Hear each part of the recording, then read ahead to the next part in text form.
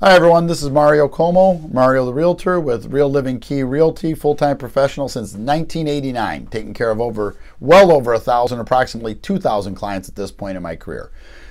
So I'm doing a few videos to add to my website, and this one in particular is regarding the home inspection process. So buyer and seller clients both need to, they need me to clarify what happens after a home inspection. And three things happen after a home inspection. 5% of the time, there is either something significantly wrong with the house, such as mold up in the attic, or it appears to be a problem maybe with the main sewer line, or the laundry list of items is longer than the buyer and I anticipated. You know, we thought the furnace was a little bit older, but now the home inspector says, oh, this furnace is definitely on its last leg. I wouldn't expect more than a year out of it. Or the roof looked fine from the street or from a layman's perspective, but when a professional looked at it, they found out that there was something that caused it to age a little too dramatically, and the buyer says that there's just too much here for me to deal with. And the buyer says, I want out of this agreement. That's what the contingency or the clause in the contract is for, is to afford the buyer the protection to go through the property with a fine-tooth comb.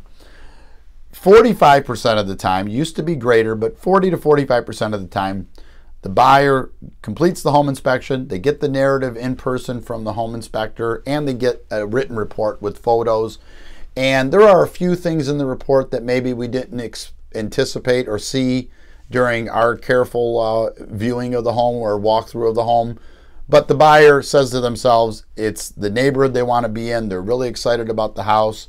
And these are things that are going to need to be taken care of with just about any house. Maybe we wish the seller had already addressed them, but the overall value is there. The buyer is very happy with the investment they're making. They're excited about the house. And these are repairs that are, you know, between a few $100s and maybe up to $1,000. And we just tell the seller we're moving forward and the house overall is in good shape. And 40 to 50% of the time we run into, this is the third scenario, 40 to 50% of the time, there is something that comes up at the home inspection. Two or three examples are, I get a lot of homeowners that have had insulation added in their attic. And that insulation has now covered the vents that are there as part of the structure of the home to let the attic stay cold or cool throughout the year in Michigan. And they've compromised, the covering of those vents has compromised, again, the ventilation in the attic. And a buyer says to a seller, well, I really just don't want to deal with it. It's a nuisance. And the seller says, well, I really don't want to deal with it either. But I explained to them as a professional and with experience, look, all we have to do is write a check to fix this problem, to get it to go away. So the seller hires maybe a contractor that I recommend or somebody that they know. They go up in the attic, they straighten out the ventilation issue, and everyone's happy. We're moving forward. Another common thing that comes up, it seems, is somebody decided to go into the electrical panel and they never should have. That they did not have an electrician, a licensed electrician, do some work. They had Uncle Bob come in, open up their electrical panel, and they've inadvertently done what's called double tapping a circuit. And double tapping a circuit can ultimately it can be a fire hazard.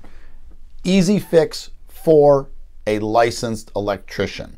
So buyer says, I don't want to deal with that. I want the house to be safe. I tell the seller, we have a $200,000 sale here, $300,000, $150,000, doesn't matter about the price range. We call an electrician, $200-$300 later, it's fixed, everything's happy, everyone's happy, we're moving forward. Sometimes maybe we'll ask for a home warranty in exchange for some of the issues that have come up, just to give the buyer some peace of mind. So those are the three scenarios. In the end, any one of those scenarios I have to explain to both buyer and seller clients is simply a bridge we will cross when we come to it. So I hope this information helps you. If you have any questions, you're always welcome to reach out to me at my office, 586-774-2300. You can find me through Google by Googling MarioTheRealtor.com or Google Mario Como, and you'll find me and you can shoot me an email. Hope that helps. Take care.